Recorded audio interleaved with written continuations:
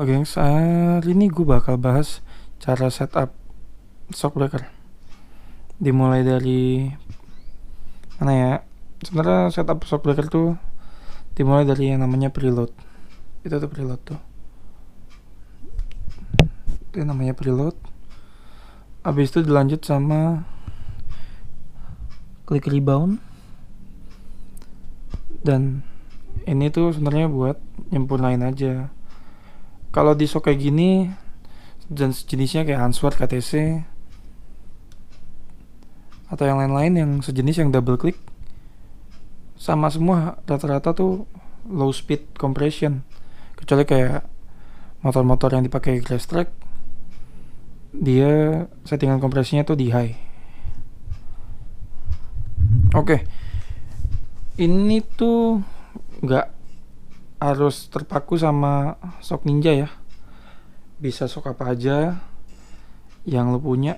Bisa shock Fiction R15, Moge juga bisa kalau lo bisa terapin, nggak ada masalah. Cara nyetingnya juga pengen jelasin aja, banyak yang salah tuh di nyetingin ini, di kompresi. Tapi sebelum gue bahas lebih lanjut, gue pengen bilang shock ini tuh kualitasnya oke loh. Ini udah gue pakai buat ya seminggu ini, kerjanya lumayan berat biar sampai gue tes. Sealnya masih oke. Ini seal di bawah nih tuh ya, masih oke banget, nggak ada bocor kayak orang-orang bilang katanya Shockright itu murahan. Emang murah, tapi murah bukan berarti jelek ya. Jadi buat lu yang mau beli Shockright It dalam jangka waktu gue seminggu review ini oke. Dalam sebulan kayaknya sih nggak ada masalah ya, kuat-kuat aja. Nanti pasti gue review lagi selama sebulan. Nah, balik lagi ke masalah preload, rebound, compression. Apa sih artinya preload itu? Atau gimana cara nyetingnya? Soalnya banyak yang bilang kalau beli shock ini katanya lembek, shocknya keras, terus shocknya nggak enak dipakai nikung. Sebenarnya sebelum lo setup sampai mentok, lo nggak bakal tahu batasan shock lo tuh kerjanya sampai mana. Untuk shock harga segini itu buat harian udah cukup banget. Lo mau main-main di Monas juga nggak ada masalah sebenarnya. Kalau sirkuit ya beda, soalnya kontrol sirkuit udah pasti beda sama namanya jalanan ibu kota, jalanan harian. Kerja shock itu lebih berat di sirkuit. Nah, setelah lu pasang shock itu, lu harus ngerti yang namanya nyeting preload. Jadi ngatur kekerasan itu bukan dari compression. Kalau kompresinya lu fullin, emang jadi keras. Karena cara kerjanya nanti gue bakal jelasin lagi, nggak sekarang. Gue bakal jelasin di preload dulu. Jadi di shockbreaker itu ada yang namanya suck static. Jadi itu posisi motor lu dudukin dengan segala beban lu sama beban kosongnya. Jadi ngukurnya tuh dari sini sampai sini, nih, sini sampai sini. Itu diukur tingginya berapa. Nanti ketemu hasilnya setelah lu naikin dia berkurangnya berapa mili. Nah, itu nanti lu atur lewat preload. Sak buat harian itu 30 sampai 35 mili. Kalau ada salah lu koreksi ya. Kalau untuk resius 20 sampai 25. Karena kenapa resius itu 20 sampai 25? Resius itu lebih berat tadi gue bilang kerjanya. Ingat, yang bikin shock itu stiff atau lembut atau soft itu dari preload, bukan dari compression. Oke, jangan sampai salah nih. Yang bikin shock itu soft atau stiff itu dari preload. seberapa banyak ulir yang lo puter itu akan mempengaruhi nanti beban di awalnya. Oke. Nah, setelah itu udah lo atur ketemu saknya, sak statiknya. Nah, baru lo atur di klik rebound. Apa sih rebound? Rebound itu pantulan. Fungsinya setelah shock itu ngompres, dia akan kembali, itu yang namanya rebound. Tendangan balik itu namanya rebound. Nah, rebound itu menyesuaikan dengan gaya riding lu. Jadi ingat, rebound lambat itu bukan berarti bagus. Oh, race itu reboundnya harus lambat, enggak. Rebound itu fungsinya ngatur tendangan balik. Jadi settingan itu yang pas. Bukan masalah rebound, bukan masalah kompresi, tapi semua ketiga aspek ini harus balance. Jadi lu punya traksi yang bagus di jalanan atau track. Ini banyak nih yang suka salah ya. Kompresi itu setelah lu ketemu settingan preload dan rebound, kompresi itu adalah fungsi tambahan. Kalau misalnya lu pakai dengan settingan sak lu udah ketemu di 30 atau 35 mili, tapi damper lu itu masih mentok sampai bawah nih, karet damper. Ya kelihatan ya, ada karet damper di sini.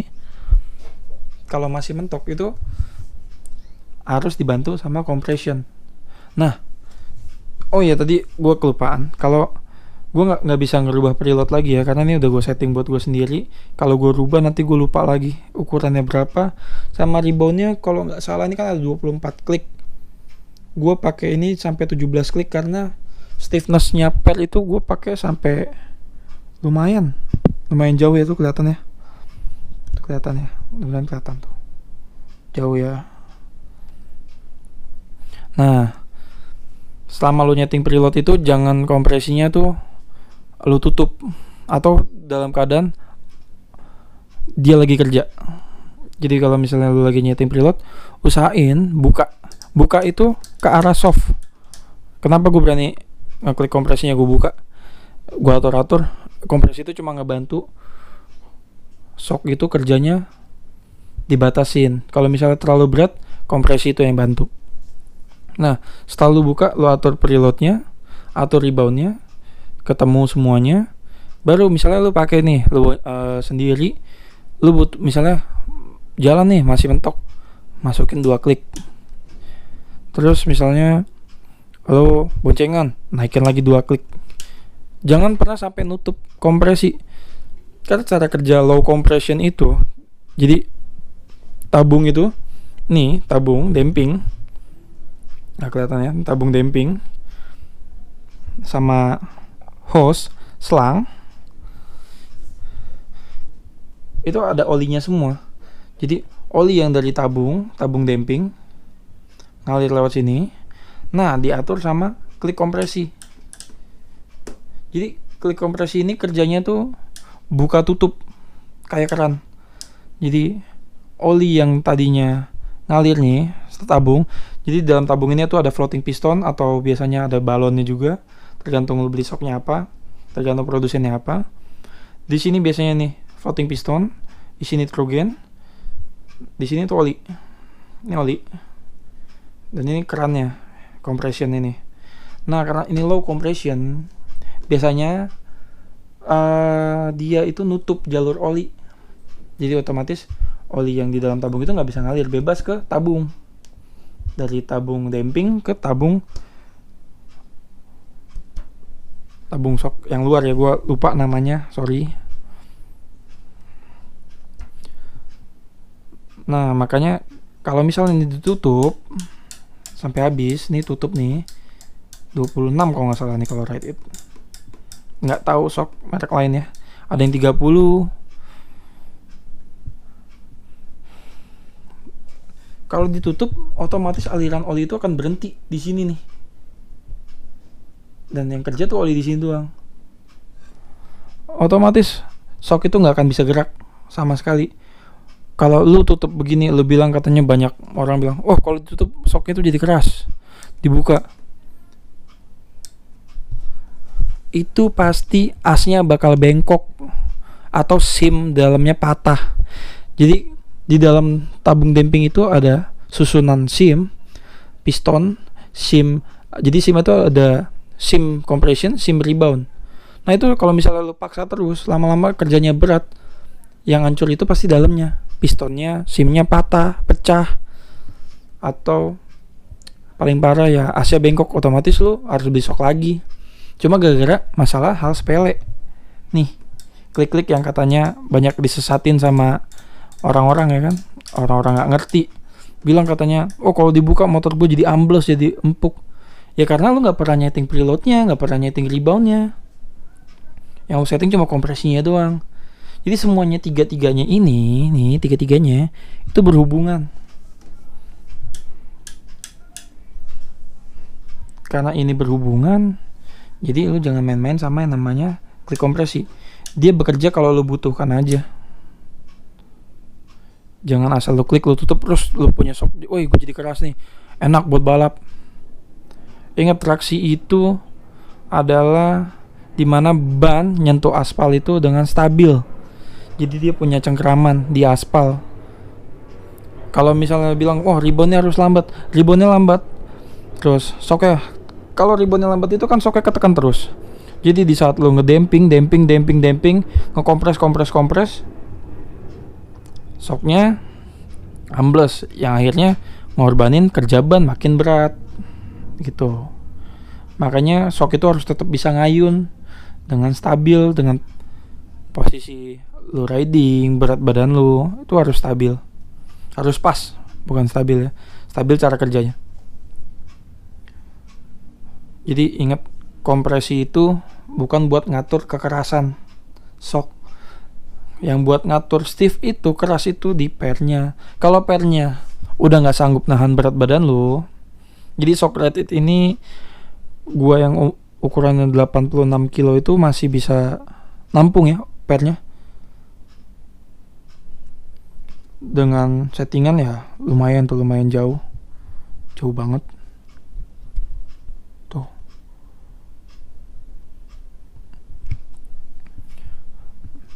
Jadi jangan coba-coba ngatur kekerasan tuh lewat sini nih. Yang pasti shock lu bakal rusak, percaya deh. Yang pasti yang mau beli shock ini atau shock merek lain, ada Nui buat Ninja 2.5 kayaknya adanya Ride It, YSS, RPM, KTC modelnya kayak gini, double click.